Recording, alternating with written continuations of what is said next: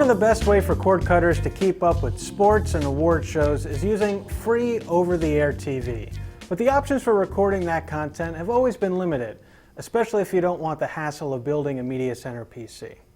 Hey, I'm Matthew Moscoviak from CNET, and the Nuvyyo Tablo is one of the most exciting over-the-air recording solutions to come out in years. It uses the same concept that Simple TV debuted at CES 2012, streaming live and recorded over-the-air TV to devices you already have, like iOS and Android devices, Roku boxes, the Apple TV, and Chromecast. There's not much to the hardware. It's a simple black box, and on the back there are a few ports, including Ethernet, 2 USB ports, and an antenna input. There's also built-in Wi-Fi, and Tablo has dual tuner capability, so you can record 2 programs at once. Also note that there's no HDMI output, and that's because Tablo doesn't output any video itself.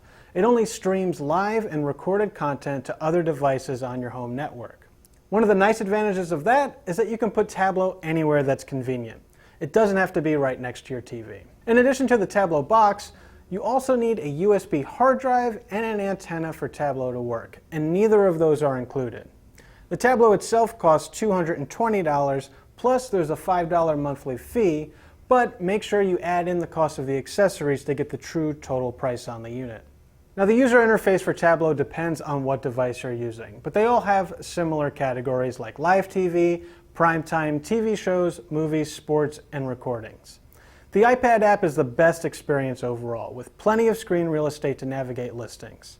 Programs load very quickly, even over Wi-Fi, and skipping through commercials feels almost instant. In the living room, the Roku is the best option, since you get a true on-screen display, but the overall experience still needs some work. There's only a super basic channel guide, and there's no easy way to skip through commercials.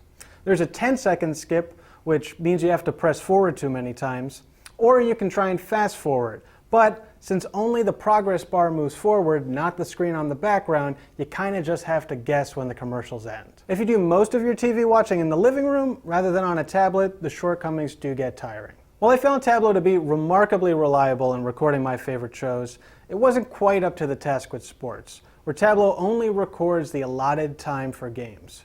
Now, since most games tend to run a little long, that meant Tablo recordings would cut out before the end of the game. Nuvyyo says it's working on a fix, but until then, you're not going to want to count on Tablo to record sporting events. The most impressive aspect of Tablo is its image quality, especially if you choose the highest recording quality option. Usually streaming solutions like this really struggle with sports, but Tablo actually looks pretty good, and on non-sports content, it can be hard to tell you're not watching regular TV in the first place. So altogether, there's a lot about Tablo that really impressed me, from its overall reliability to the image quality and the excellent experience on the iPad. But the issues with recording sports and the clunky Roku app put Tablo squarely in the early adopter territory for now, even though the technology looks quite promising. If you're willing to live with some growing pains, Tablo is well worth the $220, but mainstream buyers are currently better off with more traditional products like the Channel Master DVR Plus and the TiVo Romeo.